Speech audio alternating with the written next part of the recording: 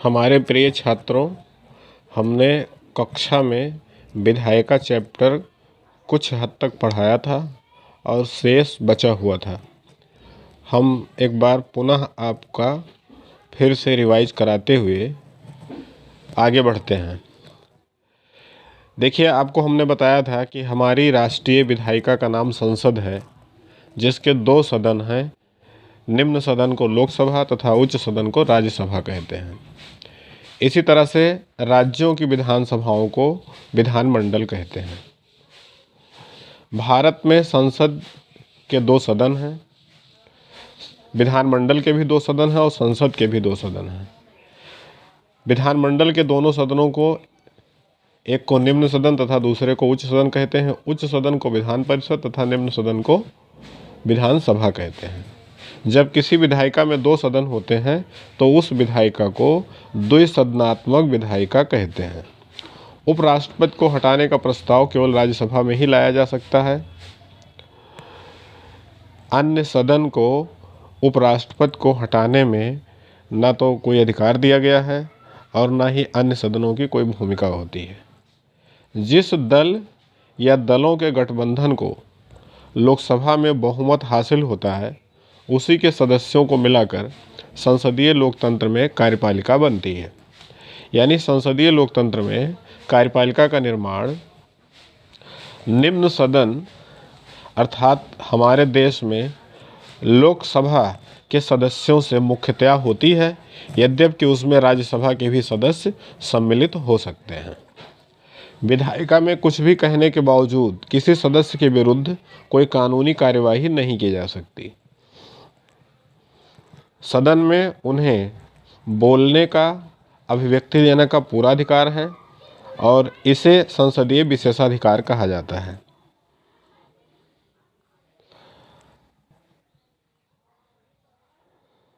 यह भी जानना जरूरी है कि हमारे देश की जो विधायिका है, 1985 में संविधान का 52वां संशोधन किया गया था, जिसे दल बदल निरोधक कानून के नाम से जाना जाता है। विधायिका में जो विभिन्न दल हैं, वह दल चुनाव जीतने के बाद में एक दल से दूसरे दल में सम्मिलित हो जाया करते थे। उसी प्रवृत्ति को रोकने के लिए ये विधेयक लाया गया। अब वर्तमान समय में यह प्राविधान हो गया है 1985 के दल बदल कानून के बाद कि यदि कोई व्यक्ति चुनाव जीत जाता है किसी पार्टी के चुनाव चिन्ह पर, तो उसे 5 साल तक उसी पार्टी में रहना होगा। यदि वह दल बदलता है तो फिर वो दल बदल कानून का दोषी माना जाएगा और उसकी सदस्यता को समाप्त कर दिया जाएगा। इसे बाद में 91वें संविधान संशोधन द्वारा दोबारा संशोधित किया गया। सदन का अध्यक्ष दल बदल से संबंधित विवादों पर अंतिम निर्णय लेता है। संसद द्वारा कार्यपालिका को उत्तरदायी बनाने का सबसे सशक्त हथियार अविश्वास प्रस्ताव है। प्रिय छात्रों, अविश्वास प्रस्ताव क्या है, इसको समझना जरूरी है। अविश्वास प्रस्ताव का मतलब होता है कि यदि कभी भी विपक्षी दलों को ये लगता है कि सरकार यानी प्रधानमंत्री सहित सभी मंत्रियों में, सरकार में सदस्यता, उनके जो सदस्यगण हैं, जो समर्थक सदस्य हैं, उनकी संख्या घट गई है, अर्थात सदन में उनका बहुमत अब नहीं रह गया है, तो विपक्षी दल मिल करके अविश्वास प्रस्ताव ला सकते हैं। और यदि अविश्वास प्रस्ताव सदन में पास हो जाता है तो उस समय चुनी हुई सरकार को अपने पद से त्यागपत्र देना पड़ता है, यानी संपूर्ण सरकार फिर अपने पदों से हट जाती है। इसी तरह से प्रश्नकाल सरकार की कार्यपालिका और प्रशासनिक एजेंसियों पर निगरानी रखने का सबसे प्रभावी तरीका है। प्रश्नकाल के दौरान सदन में विभिन्न सदस्यों के द्वारा मंत्रीगण से उनके विभागों को लेकर, उनके कार्यक्रमों को लेकर के तमाम प्रश्न पूछे जाते हैं और ये प्रश्न केवल इसलिए पूछे जाते हैं ताकि विधायिका कार्यपालिका के ऊपर, सरकार के ऊपर अपना नियंत्रण बनाए रख सके। चुनाव सार्वभौमिक वयस्क मताधिकार के आधार पर होता है।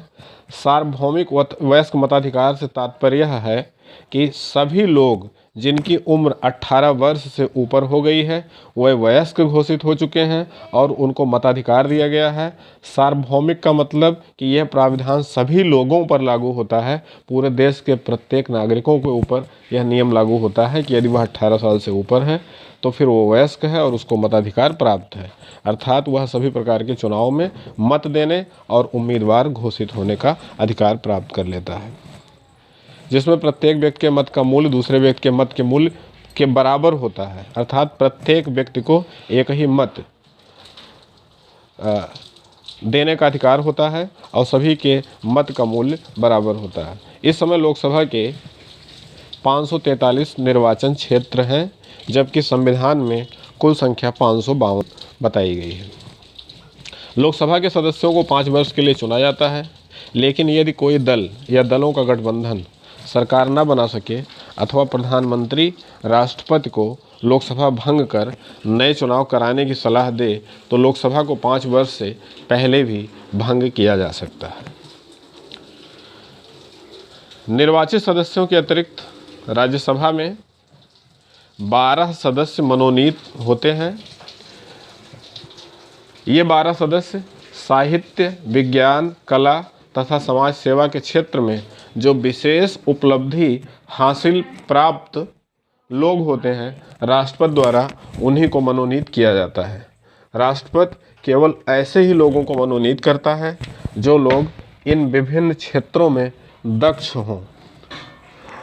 शेष जो 233 सदस्य होते हैं, क्योंकि राज्यसभा की कुल सदस्य संख्या 245 है, जबकि संविधान में अधिकतम 250 बताई गई है। 245 में से 12 सदस्य मनोनीत होते हैं। शेष 233 सदस्य विभिन्न राज्यों और केंद्र शासित क्षेत्रों से चुने जाते हैं। केंद्र शासित क्षेत्रों में दिल्ली, पुदुचेरी तथा जम्मू कश्मीर से ही राज्यसभा के सदस्य चुने जाते हैं, क्योंकि इन्हीं तीनों केंद्र शासित क्षेत्रों में विधानसभा है। शेष अन्य केंद्र शासित क्षेत्रों में विधानसभा का अस्तित्व नहीं है, इसलिए वहां से राज्यसभा के सदस्य नहीं चुने जाते, क्योंकि राज्यसभा के सदस्य केवल और केवल विधायकों अर्थात